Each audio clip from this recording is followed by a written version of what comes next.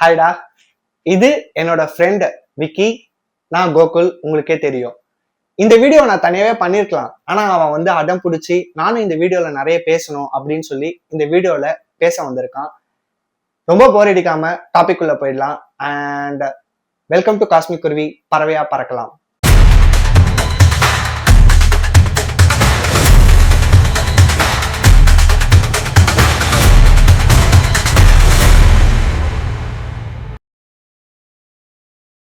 இன்னைக்கு நம்ம பார்க்க போற வீடியோ சினிமாவை என்டர்டைன்மெண்டா எடுக்கிற நிறைய டேரக்டர்ஸ் நடுவுல சில டேரக்டர்ஸ் அவங்களோட வலி நிறைந்த கதைகளை சொல்லவும் யூஸ் பண்றாங்க.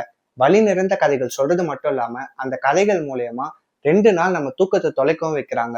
நீ சொல்றது வலி நிறைந்த கதைகள் மட்டும்தான். ஆனா வலி நிறைந்த கதைகள் இல்லாம கதைகள் சாதாரணமா இருந்தாலும், ஒரு சந்தோஷமான கதையா இருந்தாலும், திடீர்னு அந்த கதைகள் ஏற்படுற மாற்றங்களாலேயோ இல்ல அந்த கதைகள்ல நடக்கிற விஷயங்கள்னாலேயோ மக்களுக்கு பாக்குற ஆடியன்ஸுக்கு ஒரு பெரிய வலியை கொடுக்கும். அந்த மாதிரி கதைகளும் இருக்குன்னு நான் சொல்றேன். பின்னாடி நாட்கள்ல அந்த படத்தை நீங்க எத்தனை வருஷம் கழிச்சு பார்த்தாலும் அதே தாக்கத்தை மறுபடியும் உங்களுக்கு ஏற்படுத்தும். அந்த மாதிரி தாக்கத்தை ஏற்படுத்தின சில தமிழ் சினிமாவோட குறிப்பிட்ட படங்களோட லிஸ்டும், அந்த படங்கள் ஏன் நமக்கு அவ்வளவு பெரிய தாக்கத்தை ஏற்படுத்துச்சு அப்படின்ற விஷயத்த பத்தியும் தான் இன்னைக்கு வீடியோல நம்ம டிஸ்கஸ் பண்ண போறோம். இந்த லிஸ்ட்ல நாம ஃபர்ஸ்ட் பார்க்க போற படம் பருத்தி வீரன். இந்த படம் பார்த்துட்டு தூக்கத்தை தொலைக்காதவங்களே இருக்க முடியாது. நீயும் சரி, நானும் சரி. அவ்வளோ ஹாண்டிங்கா இருக்கும். அதுக்கு ரீசன் அந்த படத்துக்கு சைக்கலாஜிக்கலா ஆடியன்ஸ் எதிர்பார்க்காத மாதிரி வச்ச கிளைமேக்ஸ். அந்த படத்தோட கிளைமேக்ஸ் ஒரு பெரிய தாக்கத்தை ஏற்படுத்தியிருக்கும். அந்த தாக்கத்தை இன்னைக்கு நினைச்சா கூட எனக்கு தூக்கம் வராது கண்டிப்பா. அதாவது ஒரு மேட்சோ ஹீரோ எப்படி ஹீரோ ஹீரோயின் ஒண்ணு சேர்ந்துருவாங்க, ரவுடிசம் பண்ணியிருக்கான், எல்லாமே பார்த்துப்பான் இவன் அப்படின்னு நம்பும் போது அந்த மாதிரி ஒரு ப்ரூட்டலான கிளைமேக்ஸ் வச்சது டைரக்டரோட பிரில்லியன்ஸ் தான் சொல்லணுமே. அது மட்டும் இல்ல, தமிழ் சினிமால ஹீரோயின்ஸ்னாலே எப்பயுமே ரொம்பவே சாஃப்டா அழகா ஹேண்டில் பண்ணி தான் பார்த்துருக்குமே. எஸ், அஃப்கோர்ஸ் விமன் வைலன்ஸ், ரேபிசம்லாம் இருக்குதான், இல்லைன்னு சொல்லல. ஆனா ஒரு ஹீரோயினுக்கு இந்த நிலைமையா அப்படின்னு யோசிக்கிற வைக்கிற அளவுக்கு அந்த படத்தோட கிளைமேக்ஸை எழுதும் போதே அது ஒரு ஹிட் மெட்டீரியலா மாறிடுச்சுன்னு தான் சொல்லணுமே.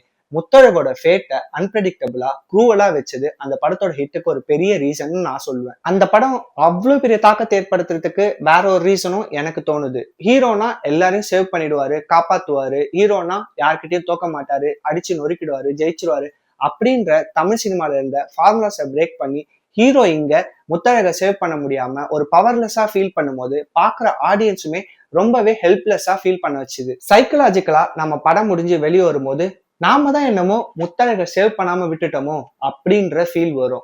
இந்த சொசைட்டில இருக்க காஸ்டிசமும் மிசோஜினிஸ்டிக் நேச்சரும் தான் இதுக்கெல்லாம் ரீசனோ, முத்தழகு இப்படி ஒரு ஃபேட் வர்றதுக்கு ரீசனோ அப்படின்னு நம்மள ஃபீல் பண்ண வைக்கும்.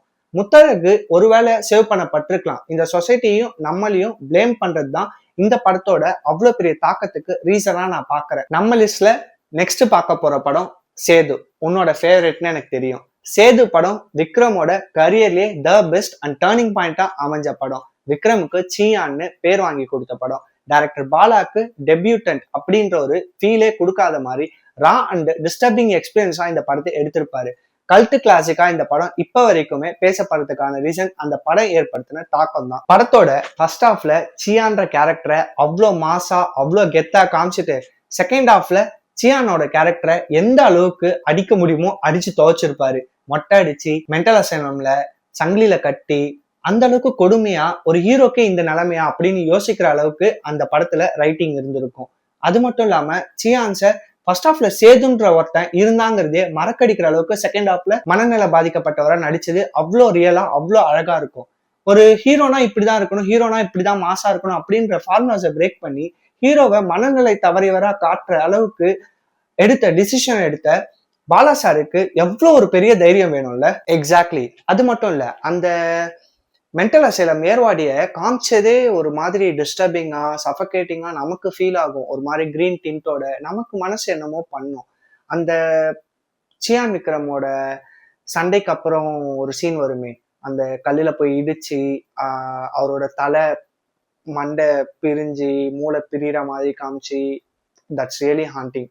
நமக்கே பார்க்கும்போது நமக்கு மண்டை வலி வர மாதிரி ஒரு மாதிரி ஃபீல் ஆகும். அண்ட் லாஸ்டா இந்த படம் முழுக்கவே ஒரு பெரிய வலியை கொடுக்கும் அப்படின்னா அந்த படத்தோட கிளைமேக்ஸ் அதை விட ஒரு பெரிய பாதிப்பை நமக்கு கிரியேட் பண்ணும். சேது ஒரு வழியா மனநல குணமாகி திரும்ப அபிதாவை பார்க்க வந்த உடனே சேதுவும் அபிதாவும் ஒண்ணு சேர்ந்துருவாங்கன்னு எல்லாரும் நினைக்கும் போது அபிதா செத்து கிடப்பா. அதை பார்த்து சேது திரும்பவும் அந்த மனநல வண்டியிலேயே வாலண்டியரா போய் ஏறும்போது கண்ட்ரோல் பண்ண முடியாத அளவுக்கு கண்ணில் தார தாரையா தண்ணீர் கொட்டும். படம் முடிஞ்சு இத்தனை வருஷத்துக்கு அப்புறம் கூட அந்த படத்தோட கிளைமேக்ஸை நினைச்சா நமக்கு கண்ணெல்லாம் கலங்குது. அந்த வலி நம்மளை விட்டு இன்னமும் கூட போகல. எப்படி இப்படி ஒரு கிளைமேக்ஸை பாலா சார்னால எழுத முடிஞ்சது அப்படின்னு யோசிச்சாலே உடம்பெல்லாம் சிலிர்க்குது அப்படியே. அதாவது எனக்கு என்ன ஒரு ஆச்சரியமா இருக்குன்னா, ஒரு சில டைரக்டர்ஸ்னால மட்டும் எப்படி இப்படிலாம் யோசிக்க முடியுது, எழுத முடியுது, அவங்க மைண்ட்குள்ள அப்படி என்ன ஒரு கெமிக்கல் சேஞ்சஸ் நடக்குது, எப்படி இவ்வளோ டிஸ்டர்பிங்கான ஒரு கிளைமேக்ஸ் அவங்களால யோசிக்க முடியுது அப்படின்னு யோசிச்சாலே ரொம்பவே அது ஆச்சரியமா இருக்கு எனக்கு. அவ்வளவுதாங்க இன்னைக்கு நம்ம லிஸ்ட். இன்னைக்கு சேது அண்ட் பருத்திவீரன் படத்தை பத்தி ரொம்பவே டீட்டெயில்டா டிஸ்கஸ் பண்ணோம். அண்ட் இதே மாதிரி நெக்ஸ்ட் வீடியோல இன்னும் 2 பெரிய படங்களை பத்தி, தாக்கத்தை ஏற்படுத்தின படங்களை பத்தி ரொம்பவே டீட்டெயில்டா டிஸ்கஸ் பண்ணலாம். அண்ட் அது வரைக்கும் இந்த மாதிரி இன்ட்ரெஸ்டிங்கான சினிமாவை பத்தின வீடியோஸ்க்கும், சினிமாவை டைசெக்ட் பண்ற பத்தின வீடியோஸ்க்கும் நம்ம சேனல் காஸ்மிக் குருவியை மறக்காம சப்ஸ்கிரைப் பண்ணுங்க. And that's it, signing off Cosmic Kuruvi from a Sparrow's View. Everything becomes a question. And thank you so much. Bye bye.